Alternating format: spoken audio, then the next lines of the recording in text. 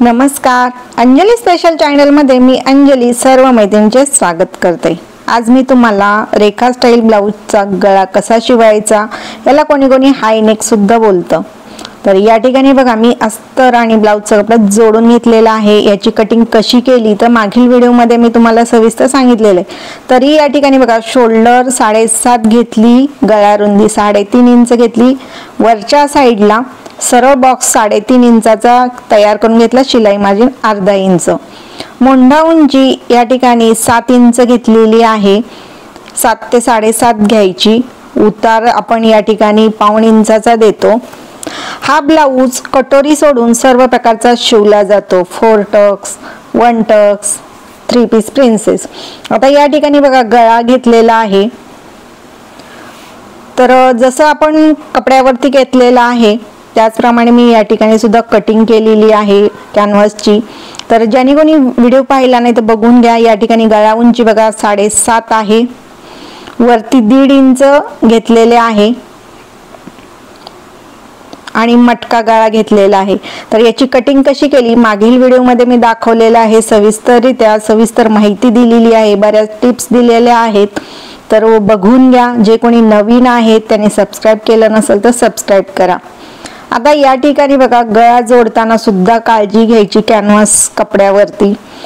या ठिकाणी प्रेस करून घेतलं तरी चालतं किंवा शिलाई केली तरी चालते, ज्या तुम्हाला सोयीस्कर पडेल त्याप्रमाणे करा। तर मी या ठिकाणी बघा मशीन वरती जोडून घेतेय। तर आपल्याला सर्व प्रकारची पद्धत आली पाहिजे। तर या ठिकाणी आधी मी कडेने जोडून घेणार, प्लेन करत जायचं। कपडा आपला खालचं जे आपण कपडा घेतलेला आहे त्याला सुद्धा प्लेन करायचं, फुगा आला नाही पाहिजे याची काळजी घ्यायची। साइडने शिलाई दिल्यानंतर आता आपल्याला मधून घ्यायची आहे, ते सुद्धा कडेला मी शिलाई घेतेय बरोबर कॅनव्हास वरती। या ठिकाणी सुद्धा आपला कॅनव्हास हलला नाही पाहिजे, कॅनव्हासला चून आली नाही पाहिजे, ही काळजी घ्यायची। ही काळजी का तर गळ्याचा आकार लगेच बदलतो।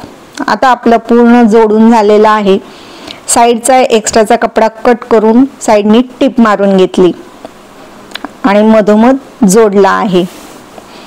आता आपण ह्या ठिकाणी कडेला आपण आता बघा ब्लाऊज वरती ठेवून कडेने असं गळा जोडून घेतो। बाकीचे गळे जसे आपण बॅक नेकला कॅनव्हास लावतो त्याचप्रमाणे आहे, पण ही शोल्डरला कसं जोडायचं, मागचा पुढचा भाग फिनिशिंग मध्ये कसा आला पाहिजे याची मी सविस्तर माहिती देणार आहे, बऱ्याच टिप्स सांगणार आहे, व्हिडिओ शेवटपर्यंत बघा। आता जोडून झाल्यानंतर बघा आतल्या साइडला पाव इंच सोडून, पाव इंचापेक्षा थोडंसं जास्त ठेवून आपल्याला हा गळा आतला कट करून घ्यायचा। तर या ठिकाणी बघा एकसारखे फिनिशिंग मध्ये आपण कट करून घेतोय। त्यानंतर आपल्याला आतमध्ये कट मारायचे आहेत। कट हे जेवढी आपली गोलाई दिसते गोलाईमध्ये कट मारायचा। आपण जसा गळा कट केलेला आहे त्याप्रमाणे हा गळा आपल्याला मिळतो। आता कट मारून झाल्यानंतर आपल्याला नख मारून घ्यायचं किंवा याच्यावरती तुम्ही दाब टीप दिली तरी चालते, पण कपडा कुठेही दाब टीप देताना दुमडणार नाही। आपला मटका गळा आहे, याच्यापेक्षा थोडासा पसरट आणखीन घेऊ शकतो, ज्यांना पसरट नको आहे तेवढा नॉर्मल घेतला तरी चालेल। आता हा मागचा भाग बघा वरच्या साइडला मधोमध कट मारून घ्यायचा। मागच्या साइडला मी बिंदू मध्ये गळा घेतलेला आहे। आता शोल्डरला जोडून घ्यायचं, उतार दिला नसेल तर शोल्डरला उतार देऊन घ्यायचा किंवा उतार कट केला नसेल तर उतार जसा आपण दिलेला आहे तसा आपण उतार मध्ये शिवून घ्यायचा। त्यानंतर मागच्या साइडला बघा जो आपला वरचा 3.5 इंच आपण एक्स्ट्रा घेतला होता, मधोमध या ठिकाणी पाव इंच सोडून आपण या ठिकाणी लॉक करून घ्यायचं।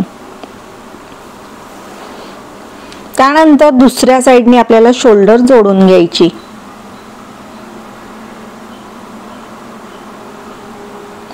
ह्या ब्लाऊजला उतार देणं फार गरजेचं आहे। उतार जर दिला नाही तर तुमच्या ब्लाऊजला शोल्डरला चुन्या येतात, खेचल्यासारखा होतो। तर उतार देणं फार गरजेचं आहे। आता बघा दोन्ही साइडला आपण शोल्डर जोडून घेतली। एक्स्ट्राचा जर आपला पाव इंच ते अर्धा इंच आपण जास्त घेतलेला असतो तर तो बरोबर निघतो. कधी निघतोच असं काही नाही. शोल्डरला जोडताना तुमचा पुढे मागे जर झाला तर ते नाही होत, म्हणून आपण थोडंसं एक्स्ट्रा ठेवतो. एक्स्ट्राचा भाग हा कट करून घ्यायचा. त्यानंतर जिथं आपण थोडंसं ओपन ठेवलेलं आहे त्या ठिकाणावरती शिलाई मारायची. मग आता शोल्डरला पूर्ण आपण डबल शिलाई करून घ्यायची.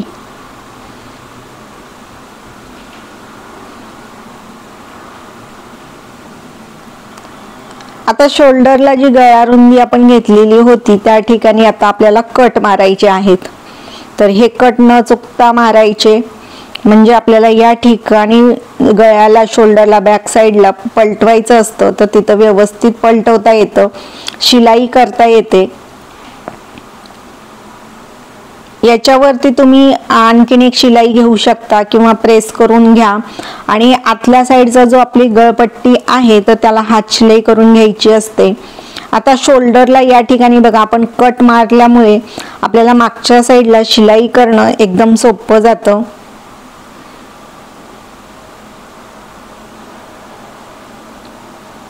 तर या ठिकाणी बघा कट मारल्यामुळे आपण शिलाई व्यवस्थित करू शकतो. त्या ठिकाणी चून येत नाही किंवा खेचल्यासारखं होत नाही. बरोबर मागच्या साईडला आपल्याला या ठिकाणी असं शिलाई करून घ्यायची, लॉक करायला विसरायचं नाही.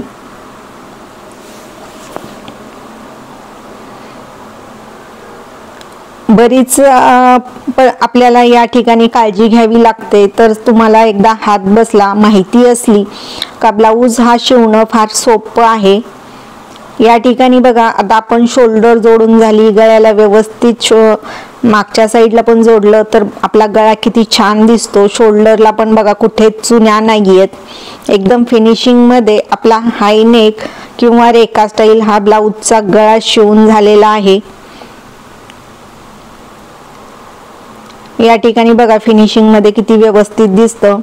मागच्या साईडचा सुद्धा गळ्याचं डिझाईन तर हा आपला मागच्या साईडला फुगू नये म्हणून आपण घेतलेला असतं. तर आता हा मधोमध कट करून आपण या ठिकाणी क्रॉस पट्टी लावून हुक लुकची पट्टी लावणार, बाही लावणार, फिटिंग करून घेणार. तर मी तयार करून तुम्हाला ब्लाऊज दाखवते. त्याचबरोबर या ठिकाणी मी 3 पीस प्रिन्सेस शिवणार आहे.